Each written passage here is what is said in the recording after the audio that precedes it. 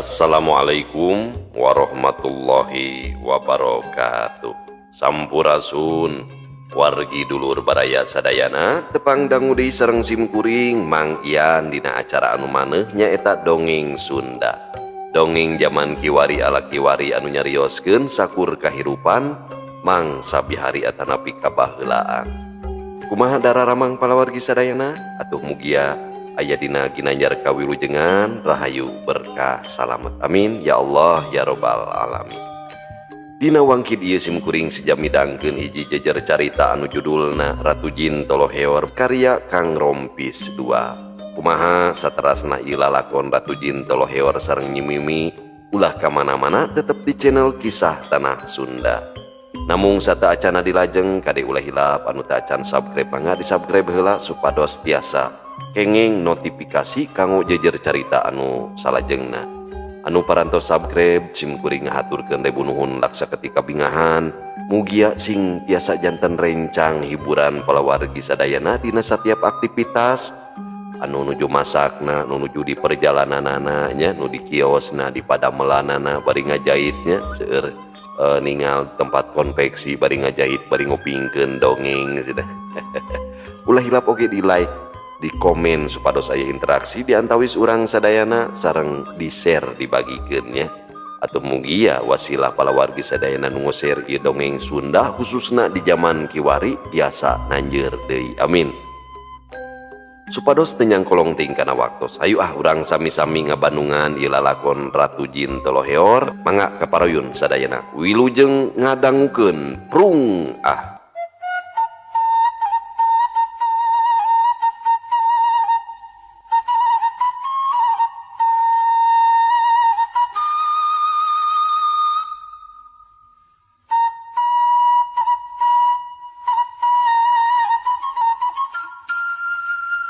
Gancangna carita geus aya kana samingguna Ratu Arum latihan minton ronggengna. Ibingna beuki euyeup ku gerakan nu anyar jang sugih jeung lanceukna ka cidabungahna beuki kataji ku kaparigelan Ratu Arum nu bisa nyiptakeun ibing ronggeng wanda anyar dina waktu nungan sakeudeuh. On kitu deui ronggeng nu sejena sarua geus leuwih parigel paranayaga keur mirig taradaekeun nompo teuing ka Nyi Mimi sabab geus pasti mirigna bakal pabaliut. Dina hiji poe Jang Sugih jeung Jang Ahmad keur aya di Ciangsana nohonan pangangkir Juragan Danu. Ari Juragan Danu ngahaja ngangkir putra sobatna kumargi ngadangu ti Umi Encum wireh Jang Ahmad sareng Jang Sugih nuju ngawangun lingkung seni ronggeng di Lemur Nagra. Ku hal eta pisan Juragan Danu milari duanana ka bumina. Calageur hidup duaan teh saur Juragan Danu sorana socana rutret ka duanana. Alhamdulillah pangesto Gandanu aya hibar pidua. Alon Jang Ahmad ajrih pisan. Oh syukur ari calageur mah kula teh ngarasa bunga kula teh ngahaja neang aranjeun duaan ka dieu kusabab meunang beja ti biang hidup lamun hidup teh keur ngawangun lingkung seni ronggeng di Lemur Nagra. Cik kula teh hayang apal nu jentre ti jenisna maksud kula teh ti hidup tuaan.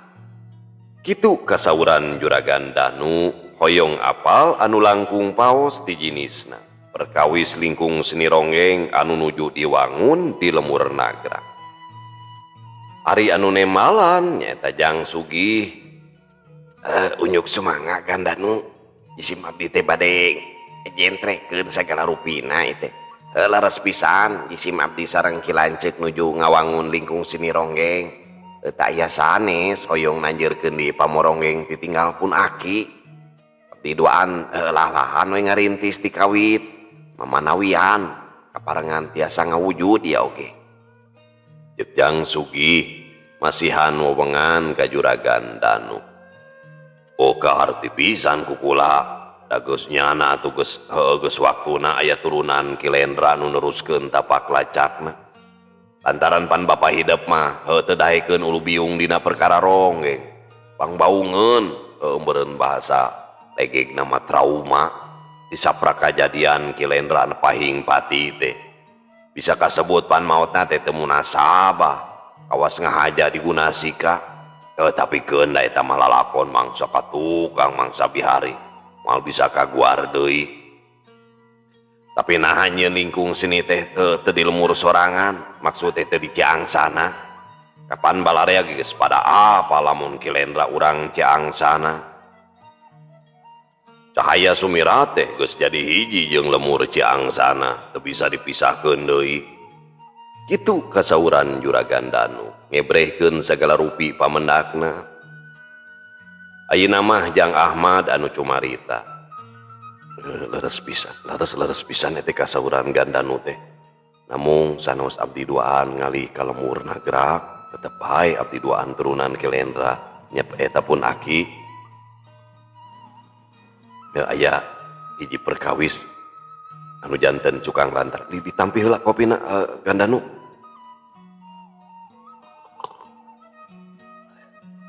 sok ya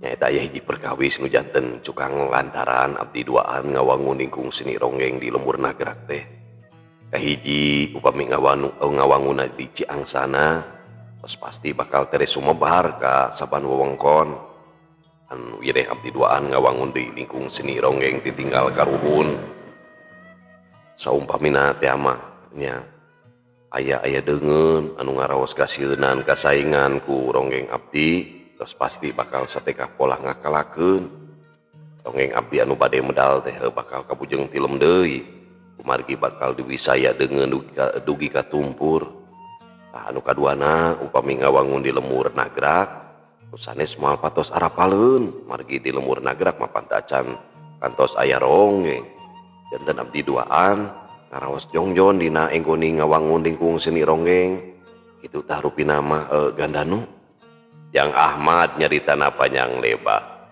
ngadugikeun sagala rupina ka Juragan Danu Juragan Danu saregepna keranan ngabandungan cariosan Jang Ahmad anjeuna ke kalintang ngartosna nu janten musabab lingkung seni ronggeng diwangun di lemur Nagrak bener eta bener pisan boga pamadegan teh kula ge da kacidang artina jeung panuju di sok sanajan diwangun di lemur Nagrak tapi moal bisa lepas di lemur Ciangsana anu jadi teh nu tadi teh pan hidup duaan teh turunan Kilendra satuju pisan ari kitu mah ke ari ngaran lingkung senina naon na angger Cahaya Sumirat sanes namilap sanes nami lingkung seni namanya eta mapag balebat Cahaya Sumirat tos kawentarina mangsa bihari mangsa kapungkur janten paninengan balarea janten abdi duaan ngawangun lingkung seni ronggeng estuning hoyong nanjeurkeun deui pamoronggeng Cahaya Sumirat namun ku nami anu enggal gaduh cara sareng ciri anu kacida bentena sareng Cahaya Sumirat Yang sugih ngeceskeun deui ka Juragan Danu ngeunaan ngaran lingkung seni ronggeng nu kiwari geus diwangun bunga pisan kula ngadengina cik lamun saumpamana dititah minton ieu nah geus sayaga boh ronggengna sinden gatut paranayagana insyaallah Gandanu sok sanaos enggal keneh diwangun para ronggeng tos parigel dina ngibingna pon kitu di paranayaga tos pada maher nyepeng pakakas pamirigna margi sadayana oge para putuna nayaga Cahaya Sumirat upami sinden mah kaleresan nyanak di Kademangan Banjar Tengah nyata nyiratmi wehwer tilas juru pantun Kademangan walon Jang Ahmad deui najan tacan dilage diwangun ronggeng mapag balebat bakal bisa minton samangsa aya nu ngogan syukur atuh ari kitu mah kula teh ngarasa regreg jadi kieu Ahmad oge sugih regepkeun ku hidup duaan kula teh meunang pancen ti Juragan Demang Lengkop nyaeta Raden Warya kaleresan anjeunna bade nikahkeun putrana anu istri nyaeta Den Yuliani ari picarogeunana putra Demang picarogeunana mah putra Demang Gunung Puyuh nyaeta Raden Dirga. Raden Waryat tos heula kecap saumpamina nikahkeun putrana hoyong nanggap ronggeng kanggo hiburanana. Tapi hanya akal ronggeng Kancra Medar pan geus pinu kuno ngogan dina sajeroning waktu sabulan teh taya sapoe oge nu suwung. Warti nama Kancra Medar geus moal bisa nyubadanan pangulam Raden Warya. Nu antukna Raden Warya teh minang saraya ka kula susuganan cenah aya ronggeng seje nu bisa minton di kademangan lengkop. Kajeun lain dongeng sohor oge nu penting mah bisa minton. Tadi teh pan Raden Warya geus heula kecap kasieun jadi manawa ka Raden Waryana. Kartos pisan saterasna kumaha ceuk Jang Ahmad jeung Jang Sugih meh bareng. Kula teh bingung pisan sabab tacan aya kabejakeun aya ronggeng sejen salianti ronggeng Kancra Medar. Geus kersaning pangeran we ieu mah hiji poe biang hidup teh ngageletis ka kula nyaritakeun perkara hidup anu ngawangun lingkung seni ronggeng di lemur nagrak. Kula teh asa mobok manggih gorowong boga jalan pikeun nyubadanan ya. Kahoyongna Raden Warya tug nepi ka hidup tuaan ngahaja di teang ka dieu. Tah kula teh arek merdih ka hidup tuaan sangkan daek binton di kademangan lengkop. Kitu kasauran Juragan Danu ngadugikeun paniatan anjeunna nu hoyong nyubadanan ka hoyong Raden Warya. Ari Raden Warya sobat dali ti alit Juragan Danu pon kitu deui karamana Jang Ahmad jeung Jang Sugih Raden Warya teh apaleun pisan. Dupi wartosna iraha Juragan ceuk Jang Ahmad. Ari waktuna mah aya kana samingguna deui. Tah lamun hidup tuaan sanggup pikeun minton di kademangan lengkop. Lamun balik bawa kareta kuda ti dieu aya kareta anu kudana 4 pikeun mawa jalma jeung pakakas pamirig mah da kawilang cukup. Lainna naon ieu teh ngarah dina waktuna hidup jeung reng-rengan kari indit. Tapi kudu ka dieu heula nyimpang. Tah ti dieu urang indit babarengan ka kademangan lengkop. Tak kitu Ahmad oge Sugih saur Juragan Danu masihan kacinekan ka Jang Ahmad oge Jang Sugih. Langkung nati eta Juragan Danu oge masrahkeun kareta kudana. Jang Ahmad jeung Jang Sugih ka Cidabungahna sabab bakal boga tutumpakan keur para nayaga katut para ronggengna. Jadi moal hese beleke neneangan heula kanu sejen. Abdi duaan kalintang bingahna Gandanu. Atur nuhun pisan kana kasayan Juragan ceuk Jang Ahmad bari cari nakdakan awahing kagagas ku kasayan manah Juragan Danu. Tong jadi pikiran Ahmad geus jadi kewajiban kula ngarojong kana paniatan hidup tuaan. Sokomo pan kajar kasih bapa hidup tuaan teh pan lain sasaha tapi sobat dali ti bubudak balad barantak mangsa dewasa. Terus jadi dulur repet ku ini pangna kula bisa jadi juga lagi depan yasana bapa hidup. Jadi taya salahna lamun kula hayang tumarima ka hidup tuaan. Nu sasatna turunan Jarkasi. Leuwih nanti eta kula terek mahanan duit ikeur waragad para nayaga jeung nu sejena. Sabab najan resep kana seni oge. Ari dahar mah pan kudu karunya ka batur. Piraku kudu ngadaguan hasil pintonan mah. Lila teuing nungguanana. Tah ieu duit tarima ku hidup tuaan. Keuna utang hitung mah engke bae. Juragan Danu ngodok pesakna teras bae nyana kartos disimpen dina meja. Jang Ahmad jeung Jang Sugih silih reret tuanana mencerong kana duit nu aya di luhur meja. Tetela gede pisan pangajina. Bari dumareuda pok bae Jang Sugih ngawakca. Berat nyuhun berat tumampina Gandanu abdi duaan bingung kupi kecapeun. Nyaeta ku kasayan manah Juragan arang langki jalmi sapertos Gandanu najan juga laku harta teu miceun kaseke-seler sok sanaos sugih ku pangaji namung heuh teu lali ka kadang wargi estuning dirawu dirangkul ku jejehan bro ku hartana bro ku pangdedelna atuh nuhun juragan ukur kecapan nuhun nu kakedalkeun nganu wasa tumamprak we kanu kawasa mugia kasayan juragan Danu cing jantan barokah kok kanggo juragan ku anjeun pon kitu li kanggo abdi duaan sakali diatur nuhun juragan kitu ceuk Jang Sugih nembrakeun rasa tumarimana ka juragan Danu.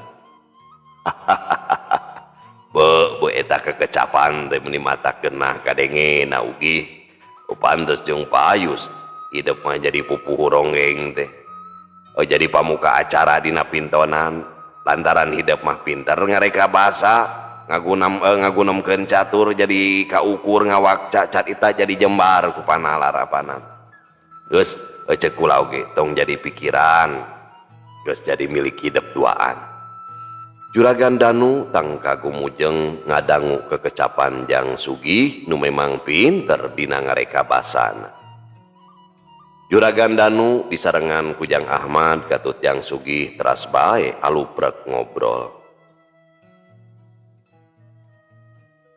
Kocapkeun kayaan di nagara jin Islam Cakrabuana anu diratuan ku Nyi Mimi.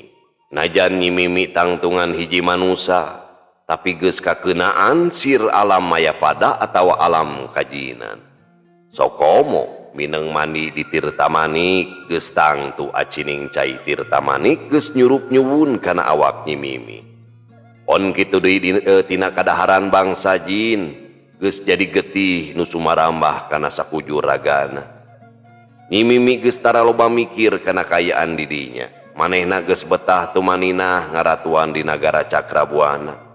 Tara inget oge ka bakune atawa ka ambu esin sabab Nyi Mimi boga angkeuhan lamun indung bapana geus jadi Prabu Sanghyang Wisesa katut prameswari enden Nyi Mas Pohaci.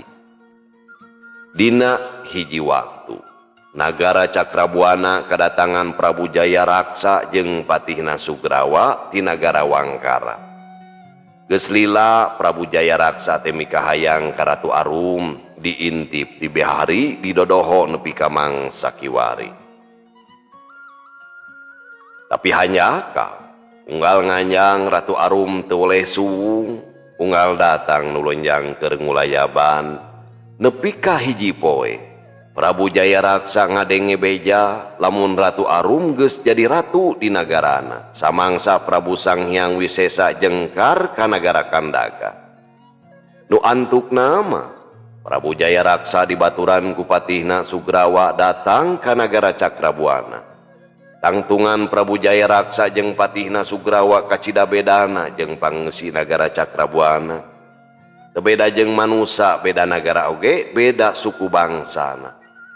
Pangeussi nagara Cakrabuana tangtunganana teu beda jauh jeung manusa, tapi pangeussi nagara Wangkara mah kaasup Prabu Jayaraksa jeung patihna Sugrawa tangtunganana bleg bae duruweksa mirip buta gitu nya sok sanajan agamana mah sarua agama Islam basa mungaran Pak Ampro panon Nyi Mimi teu sirikna buncelik meh-mehan ngiihan maneh awahing ku sieun ningali tangtungan Prabu Jayaraksa jeung patihna Sugrawa nu bleg duruweksa teh ngan untung Nyi Mimi kaburu sadar kana dirina lamun manehna teh hiji ratu nu kumawasa di nagara Cakrabuana. Didinya oge aya Patih Manggala jeung Senopati Gangaspati ngabaturan ratuna narima tatamu di nagara Sejet. Para punggawa jeung gulang-gulang ngabaris bari samagrang ku pakarang. Para daya ngalingkuh alajrih nakrana. Prabu Jayaraksa jeung patihna Sugrawa munjungan kanu araya didinya. Ngahaturkeun semua pangabaktos Nyai Ratu. Mugia aya dina ginanjar kawilujengan cek Prabu Jayaraksa panonu pelotot sagede buah kawini teh mencrong kanu herang sami-sami nyangakeun semah pangabaktos Kang Prabu palon Nyi Mimi bari imut Jisim abdi badai nyangakeun cemah pangebaktos kapayunan Kanjeng Ratu. Itu deui Patih Sugrawa bari cedok nyembahnya ka Nyi Mimi. Ditarima ku kulap Ki Patih. Temal Nyi Mimi. Lur, kumaha cakeun? Dawas tilawas urang tepat tepung. Cek Patih Sugrawa ngarangkul ka Raden Manggala. Cager kawah nyeta heubeul pisan urang teu lawung. Syukur-syukur atuh ayeuna urang bisa paamprok deui. Walon Raden Manggala bari ngagah-gah seuri leungeunna nepakan tonggong Patih Sugrawa. Sanggeus silih bagiakeun sararea diuk dina kursi, Prabu Jayaraksa diukna ngareneng jeung Patihna Sugrawa. Ari Nyi Mimi mah digendeng ku Raden Manggala jeung Senopati Gangaspati. Agung pangapunten ka Nyai Ratu, kula teh geus ngawagel kana waktuna. Megatan mangsarinehna sakali deui hapunten Nyai Ratu. Cek Prabu Jayaraksa minangka bubuka carita ti ditu nama. Belenye seuri ka Nyi Mimi nemongkeun sihungna nurang geteng. Taya bayana Kang Prabu, kula ge keur salse. Najan kumaha bae oge tatamu. Tatamu mah kudu ditampi, simah wajib dihormat. Walon Nyi Mimi bari imut ngagelenyu. Puguh bae hate Prabu Jayaraksa tangka nyeredet ningali imut nu geulis teh. Atur nuhun Nyai Ratu. Kula bungah pisan ngadengena. Bungah amarwasta suta bungahna kagiri-giri. Prabu Jayaraksa seuring ngagagah. Liang irungna nu sagede-gede liang beuri teh atra molongpong. Kieu Nyai Ratu, aya hiji perkawis nu bade dipedang. Kungsi kula ka dieu Nyai Ratu keur suwung datang deui ka dieu. Nyai Ratu keur jengkar ti karaton.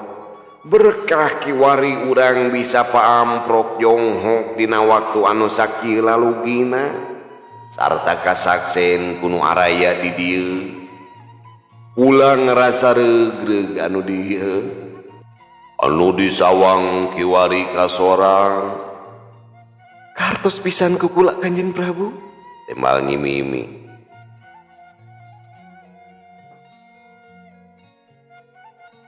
Jadi kieu Nyai Ratu jauh-jauh datang ka dieu tang tu aya nu diseja anggang-anggang nyoreang pastina aya nu dipikahaya. Kula teh geus lila neundeun hate kadua leutik ka salira Nyai Ratu. Nu hartina mah miboga rasa katresna ka Nyai Ratu. Mingkin disinem hate bati kumejot tililakeun batin mending ngageunggeuy. Hese di papalerna susah di pondahna. Tah kitu Nyai.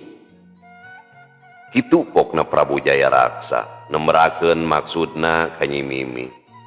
Nyi Mimi tangka ngajenghok ngadenge caritaan Prabu Jayaraksa nu mika tresna ka dirina teh.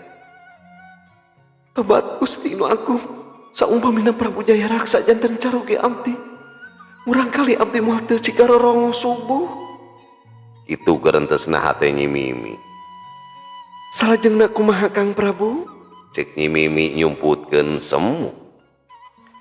Nya kitu kula teh arek nembrakeun rasa kanyaah ka Nyai Ratu. Kula teh sirikna kapahung katalimeng lelemutan ku salira Nyai Ratu. Undur peuting datang berang.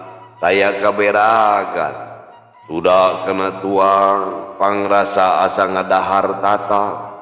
Itu deui narah kena cai pangrasa kolomeran. Gejang jawing pikir ngalang layung rarasaan ras emut ka salira Nyai Ratu.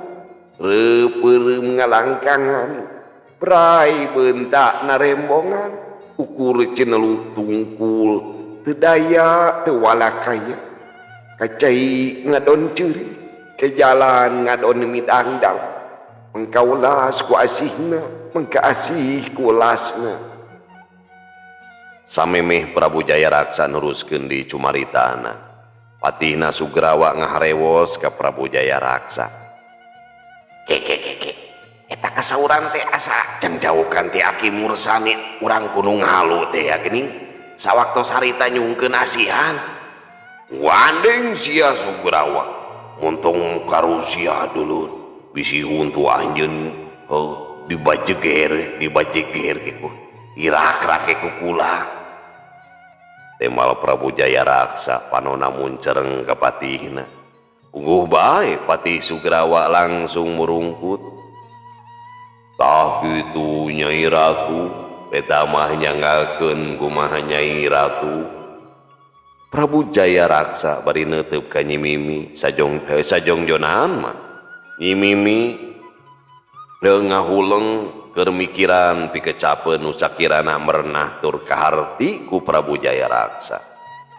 Nyi Mimi geus jadi ratu agung di nagara Cakrabuana, geus tantu miboga pamikir nu leuwih jemar, teu lila pok bae Nyi Mimi kedaling lisan. Hatur rebu nuhun disarengan ku rasa bingah nu taya hingga anak Kang Prabu.